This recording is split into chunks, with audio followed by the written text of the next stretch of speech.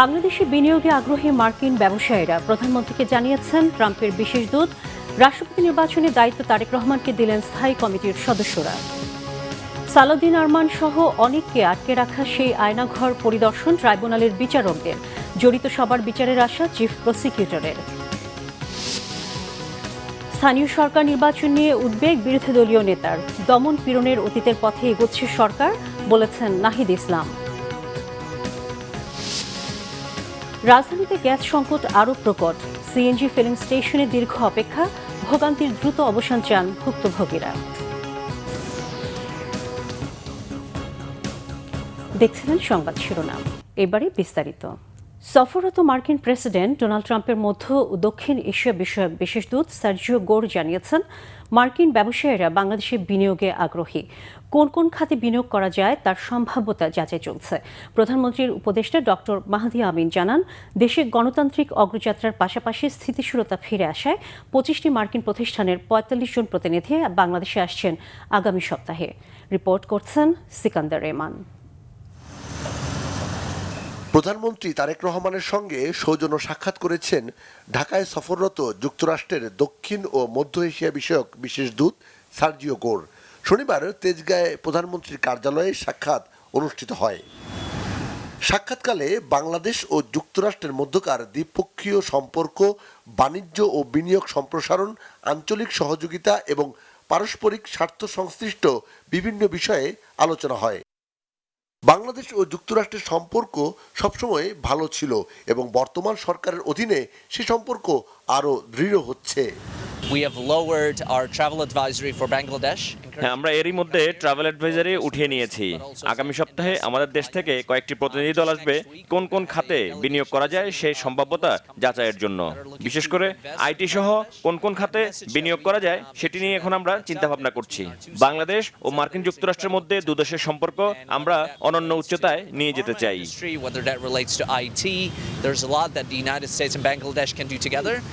বিকেলে এক প্রেস ব্রিফিংয়ে প্রধানমন্ত্রীর উপদেষ্টা ও প্রধানমন্ত্রী কার্যালয়ের মুখপাত্র ডক্টর মাহাদি আমিন জানান, আগামী সপ্তাহের শেষ দিকে যুক্তরাষ্ট্রের শীর্ষ কোম্পানির প্রতিনিধিরা বাংলাদেশে আসবেন।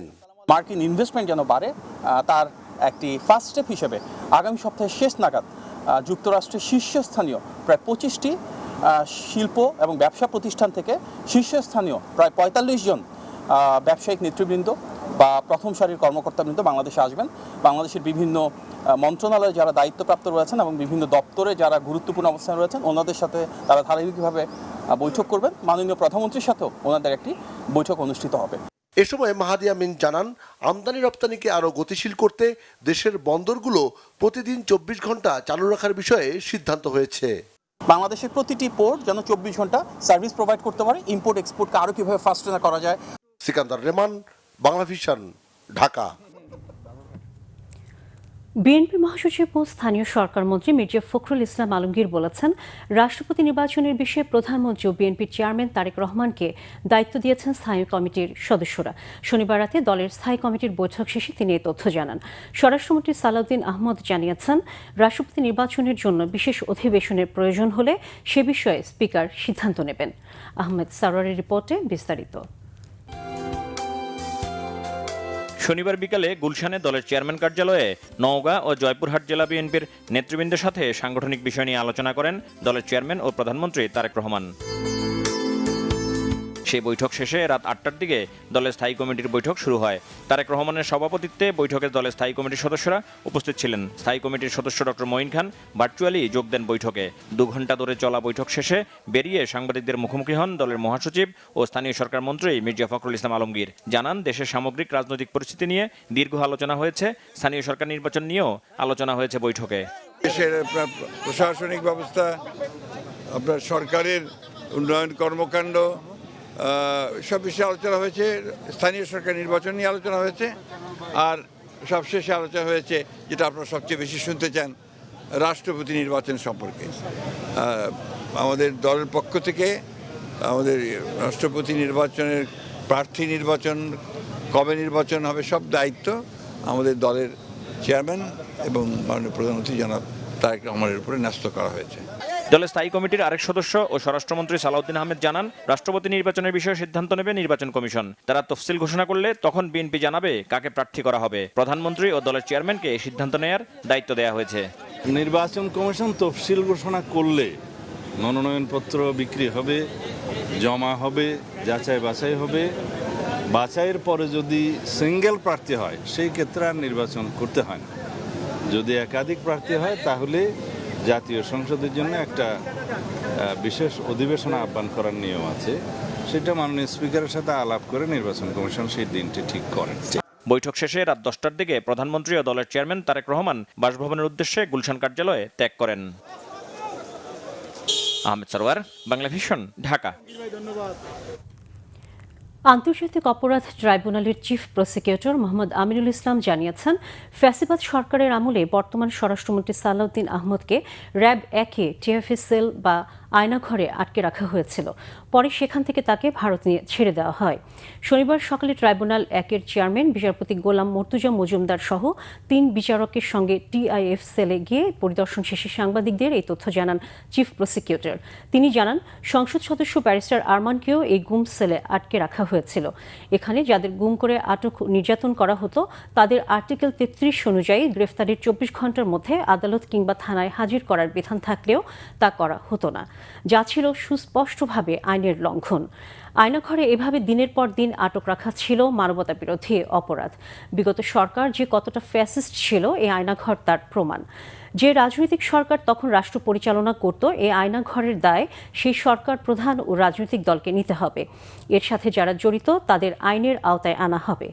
মানবাধিকার কর্মী নূর খান ও সংসদ সদস্য সঞ্জিদা ইসলাম তুলিও টিএফআই সেল পরিদর্শন করেন।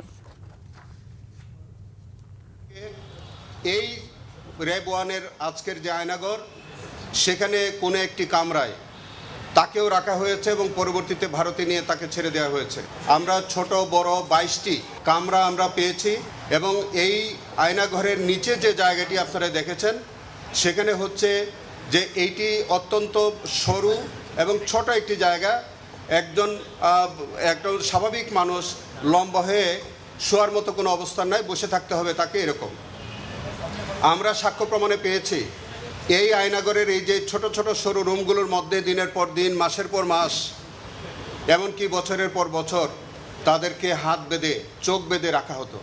কারণ পুলিশের যে তথ্য ও সম্প্রচার মন্ত্রী জহিরুদ্দিন স্বপন বলেছেন, আন্দোলন করা কারো কারোর জন্য পেশা হতে পারে, তবে বিএনপির জন্য হলো নতুন করে দেশ গঠনের পথ। দীর্ঘ আন্দোলন শেষে বিএনপি দেশ গড়ায় হাত দিয়েছে। এখন দেশের স্বার্থে আঙ্গুল বাঁকা করতে হলে সরকার তা থেকে পিছপা হবে না বলেও মন্তব্য করেন তিনি। গতকাল জাতীয় প্রেস ক্লাবে আমরা বিএনপি পরিবার ও বাংলাদেশ ফটো জার্নালিস্ট অ্যাসোসিয়েশনে বুলেটের মুখে বাংলাদেশ ফ্যাসিবাদের হলো শেষ শীর্ষক আলোকচিত্র প্রদর্শনীর উদ্বোধন করেন তথ্য ও সম্প্রচার মন্ত্রী জহিরুদ্দিন স্বপন। এ সময় জুলাই অভ্যুত্থানের উত্তাল দিনগুলোর স্মৃতিময় ছবিগুলো ঘুরে ঘুরে দেখেন তথ্য ও সম্প্রচার মন্ত্রী। প্রধানমন্ত্রীর অতিরিক্ত প্রেস সচিব আতিকুর রহমান রোমন উপস্থিত ছিলেন। পরে আলোচনা সভায় তথ্য সম্প্রচার মন্ত্রী বলেন, বেগম খালেদা জিয়ার নেতৃত্বের আন্দোলনে যে শিশু কিশোরটি উদ্বেলিত হয়েছিল তারাই জুলাই আন্দোলনের সামনে থেকে নেতৃত্ব দিয়েছে। জহিরুদ্দিন স্বপন বলেন, সংসদ থেকে রাজপথকেই কেউ কেউ বেশি পছন্দ করছে। দায়িত্বশীলতার জায়গা থেকে সরকার অনেক কিছুই এড়িয়ে যায়। এই জন্যই প্রধানমন্ত্রী তারেক রহমান কখনোই আত্মকেন্দ্রিক বক্তব্য দেন না বলে মন্তব্য করেন তথ্যমন্ত্রী।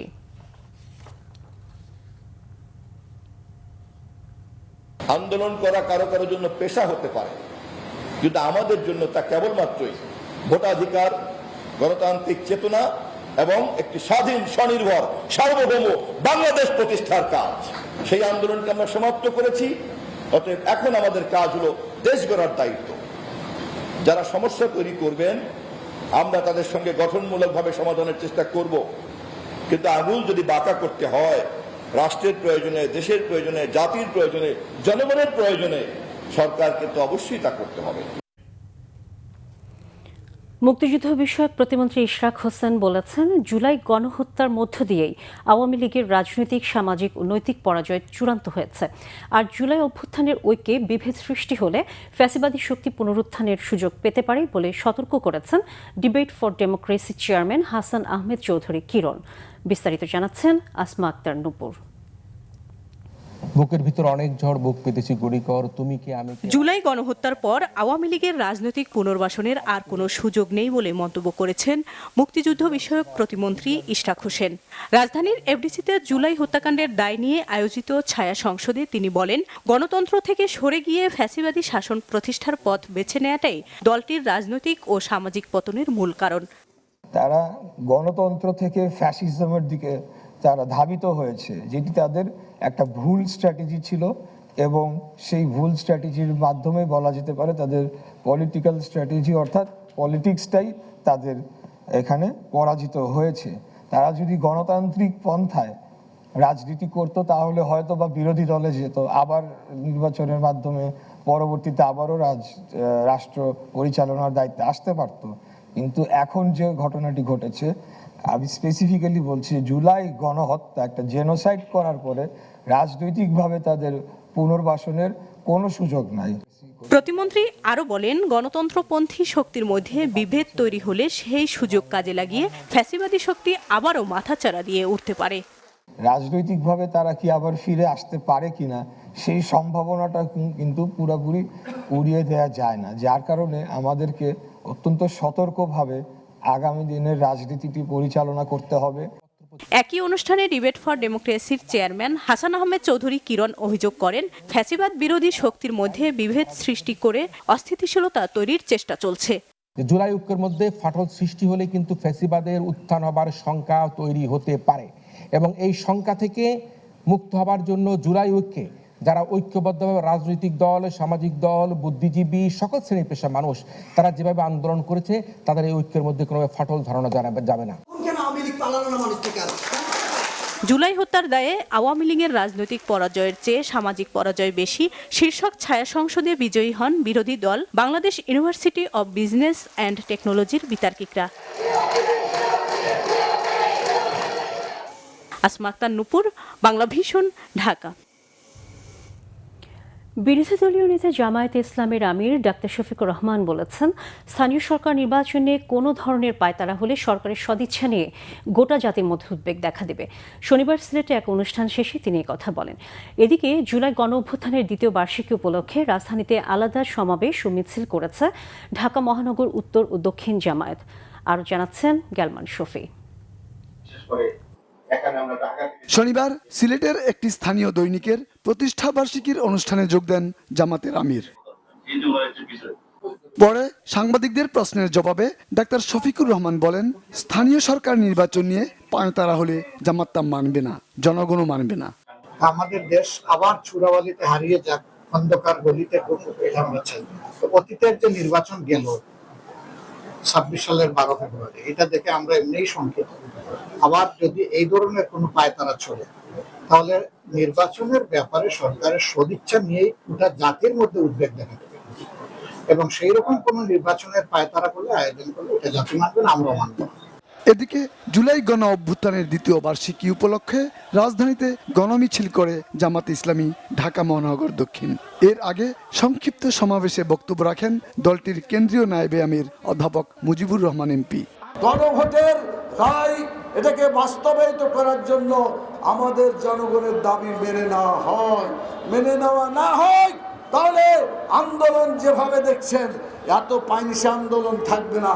আন্দোলন অত্যন্ত মজবুত হবে। আমরা অন্যায়কে প্রতিহত করব, ন্যায়কে প্রতিষ্ঠা করব, আল্লাহর বিধানকে বিজয়ী করব, মানুষের বিধানকে পরাজিত করে মানুষের মুখে হাসি ফোটাবো।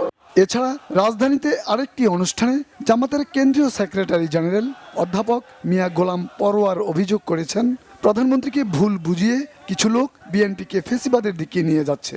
প্রধানমন্ত্রীকে ভুল বুঝিয়ে চারিপাশের কিছু লোক রক্তাক্ত জুলাইয়ের গণঅভ্যুত্থানের জুলাই সনদের ভিত্তিতে আইনি ভিত্তির মধ্য দিয়ে যে গণভোট হয়েছে, সেই গণভোটের রায় থেকে বিএনপি সরকারকে তারা পিছনে নিয়ে যাচ্ছে, ফ্যাসিবাদের দিকে দেশকে ধাবিত করছে।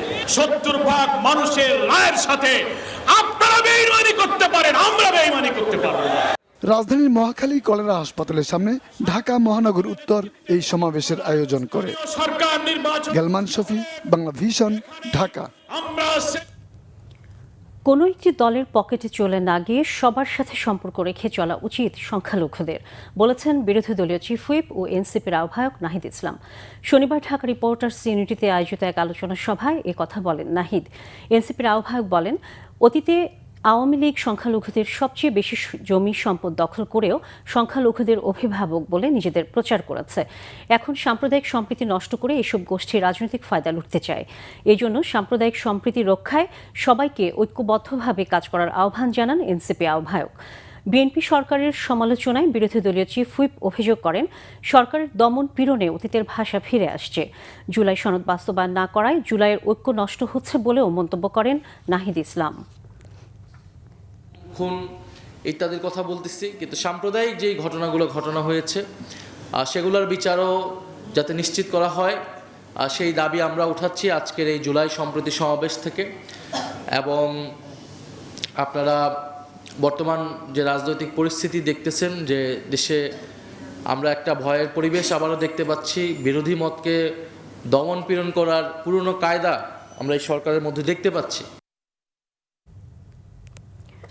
২৪ আগস্ট কেন্দ্রীয় শহীদ মিনারে শিক্ষক ও নাগরিক সমাজের দ্রোহযাত্রা কর্মসূচির দিন ছাত্র জনতার আন্দোলন দমাতে আইনশৃঙ্খলা বাহিনীর মারণাস্ত্রে মৃতের সংখ্যা বেড়ে 1000 ছুঁয়ে যায়। ক্ষোভে রাজপথে নামে জনতার ঢল। দিনটিতে জুমার নামাজের পর হয় প্রার্থনা ও ছাত্র জনতার গণমিছিল।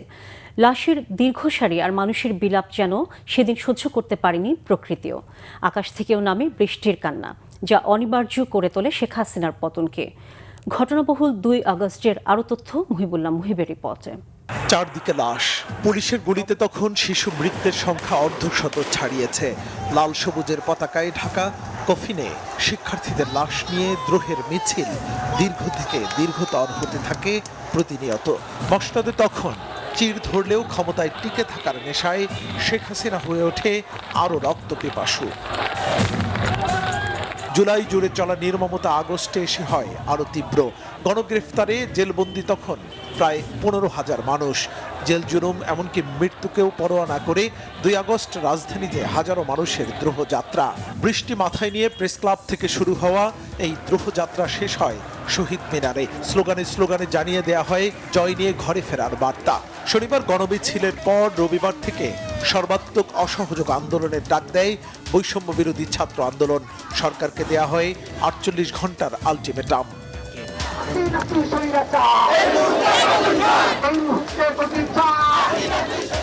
শিক্ষার্থী ও সাধারণ নাগরিকদের হত্যার দায় নিয়ে সরকারকে পদত্যাগের আহ্বান জানান বিশিষ্টজন ও শিল্পী সমাজের প্রতিনিধিরাও। রাজধানীর বিভিন্ন জায়গায় হয় প্রতিবাদ সমাবেশ ও মানববন্ধন।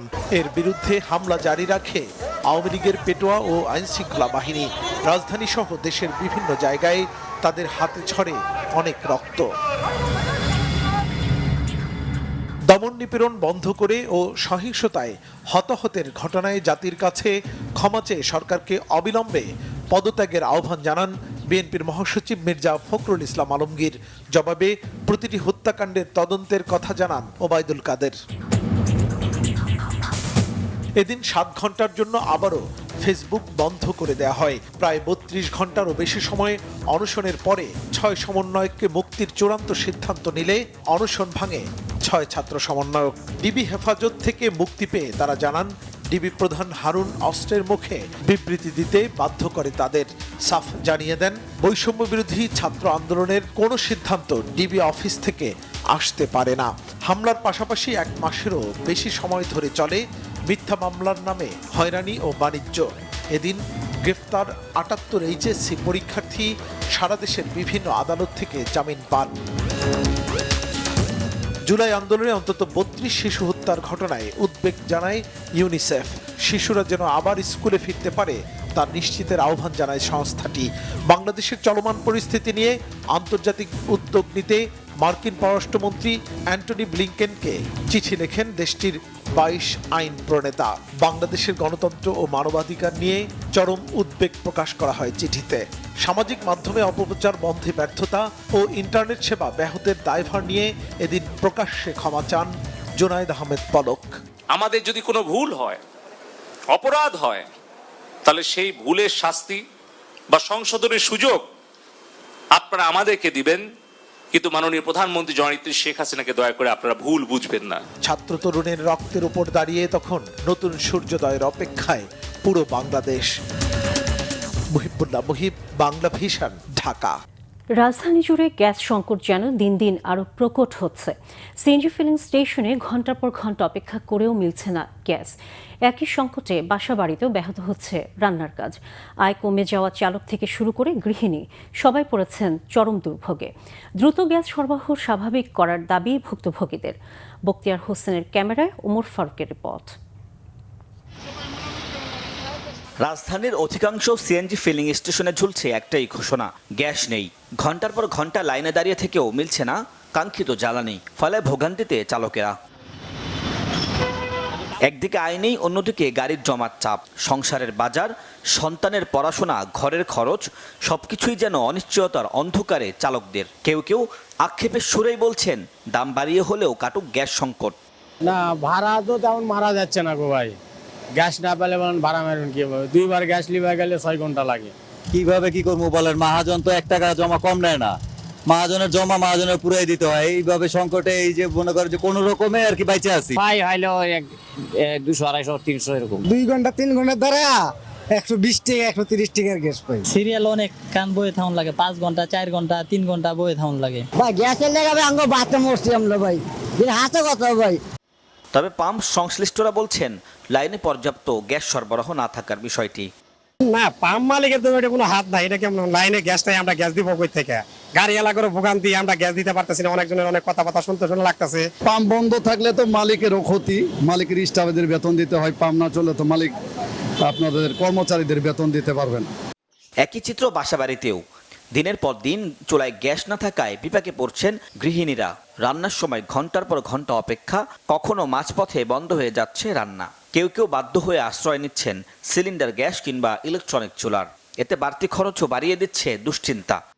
ঢাকা শহরে আসলে থাকতে গেলে আমাদের একটা হিউজ বাজেট নিয়ে থাকতে হয়।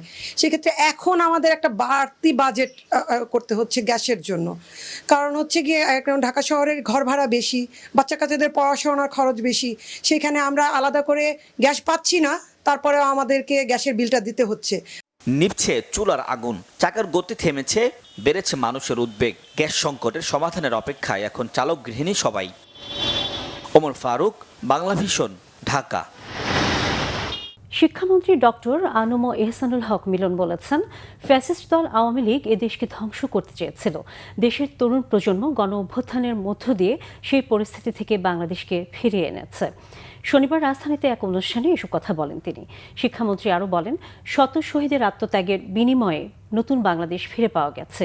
তাই জুলাই দেশের মানুষের স্মৃতিতে চিরস্মরণীয় হয়ে থাকবে। বলেন, শুধু গতানুগতিক শিক্ষার ধারণায় সীমাবদ্ধ থাকলে চলবে না, কারণ উন্নত বাংলাদেশ গড়তে কারিগরি শিক্ষার কোনো বিকল্প নেই।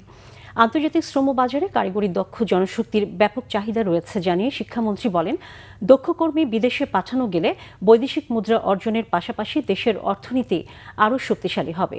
এই জন্য সরকার দেশে আরও 4টি ইঞ্জিনিয়ারিং কলেজ প্রতিষ্ঠার উদ্যোগ নিয়েছে বলেও জানান শিক্ষামন্ত্রী। সংবাদ শেষ করব শিরোনামগুলো আরেকবার জানিয়ে।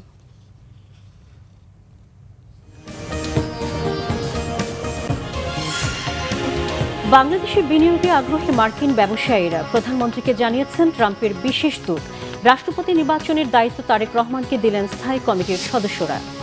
সালাউদ্দিন আরমান সহ অনেককে আটকে রাখা সেই আয়নাঘর পরিদর্শন ট্রাইব্যুনালের বিচারকদের। জড়িত সবার বিচারের আশা চিফ প্রসিকিউটরের। স্থানীয় সরকার নির্বাচন নিয়ে উদ্বেগ বিরোধী দলীয় নেতার। দমন পীড়নের অতীতের পথে এগোচ্ছে সরকার, বলেছেন নাহিদ ইসলাম। এবং রাজধানীতে গ্যাস সংকট আরও প্রকট, সিএনজি ফিলিং স্টেশনে দীর্ঘ অপেক্ষা, ভোগান্তির দ্রুত অবসান চান ভুক্তভোগীরা। দর্শক, এই ছিল এখনকার মতো। পরের সংবাদ সকাল 10টায়, এর আগে 9টায় রয়েছে নিউজ টপ 10 দেখার আমন্ত্রণ রইল। এছাড়া বাংলা ভিশন সংবাদ ও সংবাদ সংশ্লিষ্ট অনুষ্ঠান দেখতে ভিজিট করুন www.bfnews24.com ও facebook.com/banglavisionnews এবং সাবস্ক্রাইব করুন youtube.com/banglavisionnews। এতক্ষণ সাথে থাকার জন্য ধন্যবাদ সবাইকে।